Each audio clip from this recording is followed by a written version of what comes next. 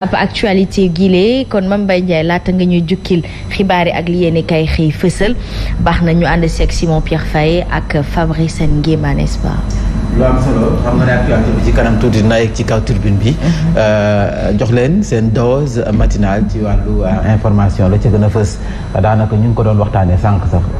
certes politique bi am na solo lool waaye Simon ñu gis ne kon insécurité bi saa su ne ñu ngi koy jàmbat fu ne bi ci mujj ci VDN 3 bi nga xam ne yàgg nañu ko wax foofu insécurité bi bu fa am jéggi na dayoo bu dul daal da ngay jékki-jékki gis ku gaare otoom amul lumière peut-être ci tali bi nga gis ku ñëw ba mbëkk ko noonu ngay faatoo yàgg nañu ko wax ci tës alors bi ci ñu gis ne kon benn borom bus tata bu nga xam ne agresseur yi dal nañ ci kawam faat ko koppar ba ñu jotoon a liggéey ci bëccëg bi ñu jël ko jot na nag côté VDN 3 bi ñu yokk kaaraange.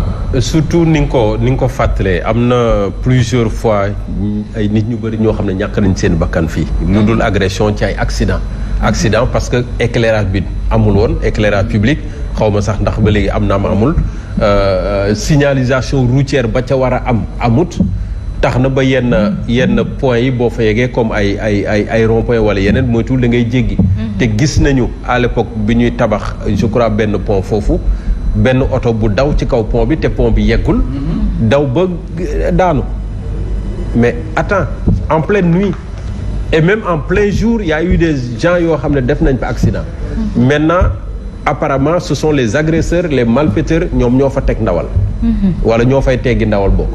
mais Mame Mbaye loolu ba kañ. loolu ba kañ on se rappelle il y a quoi une peut-être dizaine de jours mooy Maimouna Ndour Faye bi ñu koy agressé. agression tentative de meurtre kooku mu leer la ne bu ko jekkoon da koy rey parce que daf ko jam. kii tamit dañ ko jam xaw ma ndax ci biir bus bi lañ ko fekk apparemment oui mais bu dee loolu ça c'est grave bu dee agresseurs yi léegi jam paaka. moo gën a yomb ci ñoom mais pourquoi ñu leen ciy bàyyi et pourtant il y a quelques jours je pense la police ak gendarmerie def nañu des opérations de sécurisation notamment à travers Dakar il y a beaucoup de gens qui ont été interpellés mais peut-être que dañoo yeggul zone boobu wala boog gars yi dañuy daw ak dañuy jouer au chat et à la souris ak ñoom bon parce que l'insécurité moom mën naa wax ne peut-être xëy na 100% pexe amul parce que sécurité 100% amul. mais quand même am na pexe yoo xam ne mën nañ ko def de sorte que tu transfères la terreur dans l'autre camp. Très bien. agresseurs ci seen bopp balaa ñu leen ñuy tiital nit ñi ñoom ñu tiit ba ñu toog. et je pense qu'il faut vraiment aller vers ça VDN 3 bi daal nañ ci jóg.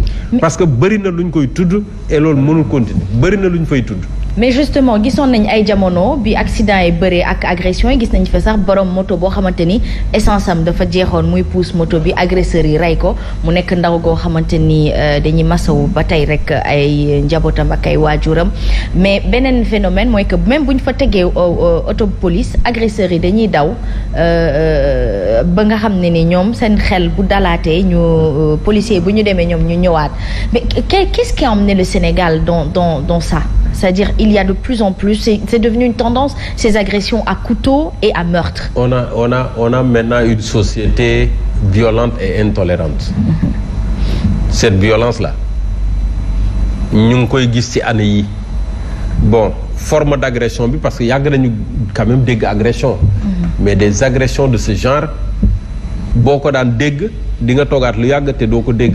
et li nga wax justement par rapport à la présence dissuasive des forces de défense et de sécurité c'est que également ñiy agressé ci koñ bi souvent duñ fa dëkk. dañuy jóge feneen bu ñu defee la ñu def ba pare replier. bon y a de petits malfaiteurs bu dee mën naa ko tuddee noonu ñoo xam ne ñu ngi ci biir koñ bi. peut-être bu ñu muqee joint wala faune du lion et cetera. voilà di lëjal nit ñi ci biir koñ bi. mais ñii c'est des agressions yoo xam ne souvent feneen la ñuy jóge ñëw. def la ñuy def après doog a dem. il y a des cas peut-être de vol et de braquage yoo xam ne da ngay dégg ne ils ont traversé toute la zone de Thiès pour dem ba Diourbel wala ba Kaolack replier Dakar lañ leen jàppee donc ça veut dire que les gens également bougent. et les forces de sécurité et de défense et de sécurité dañoo war di adapté wu à cette stratégie des malfaiteurs et ñoom ñu ngi ciy def vraiment seen kéemtalaay kattan. xanaa kay peut-être dafa matewul. mais nañ ci gën a góorgóorlu kilifa yi ci war a jóg nañ ci jóg yenn saa yi da ngay gis ay endroit yoo xam ne na la leer ne fii ku fi jaar sax timis bu moytuwul tàkkusaan sax bu moytuwul gars yi jéem dara ci yow mais souvent doo gis kenn. ku ciy jéem wala koy wax dans les quartiers également kenn du wax. ñun ñooy suturaalante suñu biir pourtant xam nañu yenn defkat yi. parce que ci biir famille la ñuy jógee. ci biir koñ la ñuy jógee mais kenn du wax. léegi nag bu njombee demee nag ba am nag ñu naan non pourtant waa ji day xëy chaque jour fii la daan jël chaise am toog moom bëriwul histoire bëriwul coow alors que nit ñi xam nañu xel ne kii defkat la. mais dañ ko ciy bàyyi. Cette surprotection là peut-être de la société vis-à-vis de ces malfrats Fabrice Nguimane lan lañ ci mën a def ba lépp luy agression à meurtre mën a jógee fii Sénégal. non mais ñoom du ñu ay agresseurs c'est des meurtriers il faut vraiment bien situer agression mooy inil addu kalpe. addu kalpe waaw inil sa téléphone mu jël téléphone dem mais ñoom ils essayent de te tuer. pour prendre ensuite ce qui t'appartient loolu la c'est-à-dire on est dans une autre dimension de la violence c'est une forme de violence et il faut aussi noter benn fait bu leer c'est-à-dire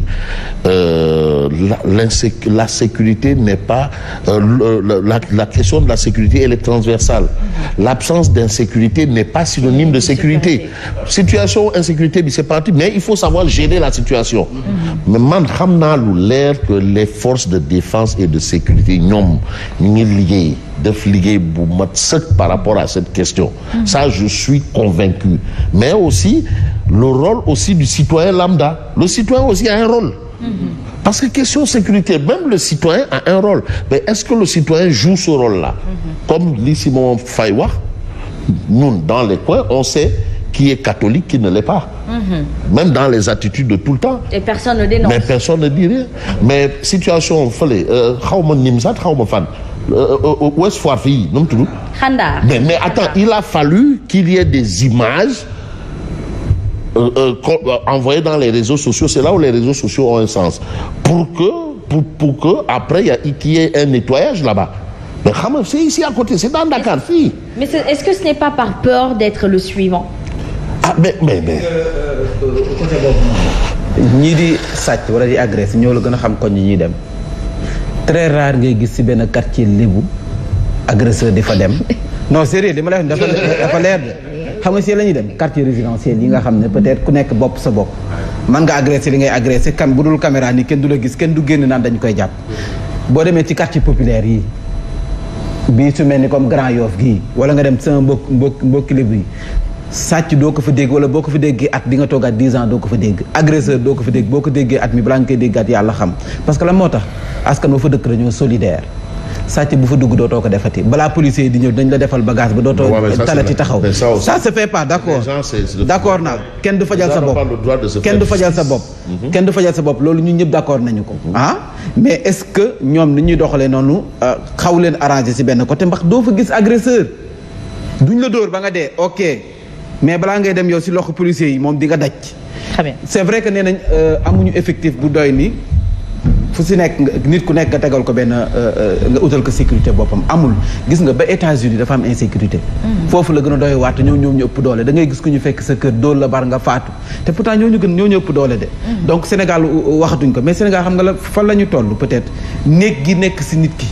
néeg bi phénomène bu bees dafa nit ki dafa dem ba dafa néeg ci moroomu nitam boo amee sañ-sañu gàddu jaasi tiim jigéen asma di romb nga xam ne kii jigéen la mënalu la dara nga yor sa jaasi tiim ko bëccëgu ndaar kam def nañ ko Yacine Seck tali bëccëgu ndaar kam moto bi ci circulation bi moto bi ñëw gaare ba ci wekk pegam arrêté génn paako jox ma sa saak mu jox ko nit ñaa ngi taxaw kenn du intervenir kenn du wax au contraire sa seeni portable la ñuy jël di jéem a selfie di jéem a def li ñuy def pour mën a immortaliser looy immortaliser te nga mënoon a peut-être jàppale ki ñuy agressé lamb bu amee ba pare fii yëpp dañuy jalonné ay takk der la mais terewul bu ñuy dem làmb ja la ñuy def li ñuy def wala bu ñuy ñibbisi xam nga nu ñu ko tuddee oto bu ñu romb ñu fëgg ubbi jël li ñuy jël dem xam nga loolu sénégalais bi moo dem ba toll foofu maanaam am néeg boobu ci moroomam dana jafe nag ngir ñu dindi ko l'implication de tout un chacun peut-être la ñuy solliciter boo demee ci quartier yi délégué de quartier yi bàjjenu gox yi képp ku rax sa dëkk ba di nga xam ne ki daf caarax nga teel a dem boole ji mën a nekk ci anonymat dem police boole ci anonymat yooyu souvent anonymat lay voilà lay nekk parce que takk deri du ñu mos a ñëw naan la Simon moo la boole ci biir koñ bi déedéet parce que ñoom également il est de leur responsabilité de protéger ñi leen di informer. parce que y avait donc les dans les quartiers ça peut être des appels anonymes. wala nga doxantu rek dem jàdd ne leen man kat sama koñ gis naa lu ma fa jaar mais yooyu am na. et puis les délégués de quartier également nañu jouer ce rôle. nañu jouer ce rôle. mais man gën a sensibiliser nit ñi. oui à l'origine. c'est vrai les délégués de quartier. Le quartier les hauts responsables mais man à l'origine la mise sur pied des ASP c'était justement pour ça. police de proximité kay. mais l'autre c'était pour ça bon maintenant je sais pas man à l'origine c'était pour ça. ñoom ñoo waroon c'est eux qui devaient anticiper sur un certain nombre de choses bon peut-être que maintenant le rôle a changé un temps soit peu mais je crois quand même que comme on a dit les délégués de quartier mais les ASC dans les quartiers c'est aussi de leur responsabilité. Très bien. mais même dans les quartiers da ngay gis ay quartiers yoo xamante ni mais man damay jël benn exemple mais Grand Dakar il y avait pas une zone où il y avait plus d'agression que Grand Dakar à l'époque mais quand même ça s'est amoindri parce que les populations du quartier se sont organisées. Il y a une très bonne organisation yow foofu ay heure boo doxee sax tu vas voir quelqu'un qui vient qui te dit yow grand foo jëm foo dëkk. et tu dis que non fii laa jëm et on te suit. l'implication populaire. oui daf ciy am solo. jàpp itam gis nga lamb ji ngay wax waa parcelle ñoom bu ñu paree dootuñu romb parcelle parce que am na fu ñuy romb ci benn unité boo xam ne nit ñi dañuy pare di leen xaar donc même quand ils passent ils broussent chemin et puis ils font mine comme si rien ne s'était passé c'est-à-dire il faut l'implication de tout un chacun moi je pense et que ñu bàyyi di neutre di seetaan nit ñi ñu leen di agresser wala di tiit ndax agression bi ou avoir peur d'être le suivant mais non peut-être parlons un peu d'une autre actualité. non mais c'est que quand il y a mort d'homme aussi ça commence à être sérieux. mais non attends mais c'est bàyyi leen di wax agresseur c'est des criminels. c'est des criminels. lii du ay agresseurs di c'est des criminels. ils viennent pour tuer. te parfois dañuy attaquer ñoo xam ne dañu vulnérable. imagine xale bu ndaw ñu yónni ko ci boutique bi yow nga sàcc ko yóbbu ko rendi ñëw toog comme. mais c'est des criminels. yàlla rek moo xam wala yow rek yaa xam la nga si jublu. mais qu'est-ce qui arrive au Sénégal. mais nee naa la du ma wax sax sénégalais mais nit ki léegi néeg gi nekk ci xolam néeg loo xam ne amul woon peut-être nag dañ naa réseaux sociaux yi moo yàgg naa am réseaux sociaux yi moo tax léegi mu fees mais en tout cas de yi ñu gis nii léegi bu njëkk ba gisuñu ko woon. Très bien alors Simon Pierre Faye le camp présidentiel vole en éclats les ministres boycottent Amadou Ba pour moi la question c'est est-ce que